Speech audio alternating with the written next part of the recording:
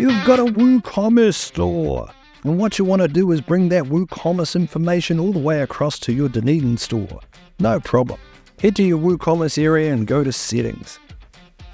Under Settings there, we want to head to this tab that says Advanced. Under Advanced, REST API and generate an API key. Give it a description. In this case, we're going to call it the Dunedin Store and generate API key. Hold the screen open because we're going to need the consumer key and we're also going to need the consumer secret. Open in another tab, back to your Dunedin Store. Under Settings, we're going to select Products and expand.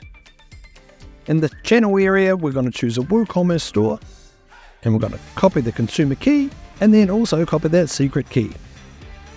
Don't forget to put the domain of your Woo store in here.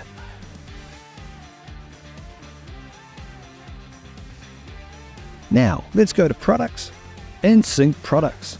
This may take a while just to bring across your WooCommerce information depending how many products that you have. Ensure your products are tagged in your e-commerce as Dunedin Store. Capital D, capital S, no space. Happy selling!